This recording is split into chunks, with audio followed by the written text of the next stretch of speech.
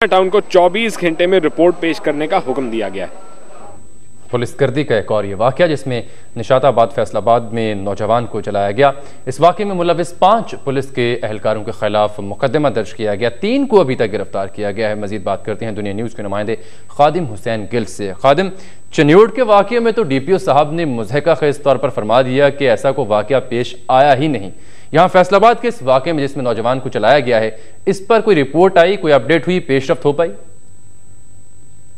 जी बिल्कुल जामिया, ऐसे ही है कि चन्योड़ के DPO ने तो ये कह दिया कि ऐसा कोई वाक़या पेश नहीं है, लेकिन यहाँ की जो पुलिस इंतज़ामिया है वो इस वाक़े की तरदीद नहीं कर रही, बल्कि उन्होंने फौरी तौर अपने जो चौकी इंचार्ज हैं पुल डींगरू अनवर सईद हैं ASI, उनको मुअत्तल किया।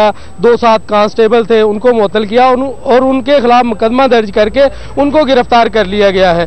जबकि 2 रजाकार हैं जो कौमी रजाकार होते हैं, वो अभी तक उनकी गिरफ्तारी अमल में नहीं आई। उनकी गिरफ्तारी के लिए छापे मारे जा रहे हैं। मेरी SP मदीना टाउन अब्दुल कादर कमर से जब बात हुई तो उनका कहना था कि हम पुलिस इंतजामिया जो है वो जिम्मेदार जो लोग हैं इस वाक़े में मुलव्वस हैं उनके खिलाफ कार्रवाई करेगी। जबकि दूसरी जानब अलाइड अस्पताल में जो नौजवान है 16 साल अजीम, उसको सर्जिकल वार्ड में, प्लास्टिक सर्जिकल वार्ड में जो है मुंतकिल कर दिया गया है और उसकी हालत जो है पहले से बेहतर है। जी जामी सही। लाहिकीन क्या कहते हैं इस 16 साल लड़के के, क्या हालत है इसकी अब, और पुलिस के सीनियर एहलकार जो हैं वो क्या बताते हैं अब इस नौजवान के बारे में?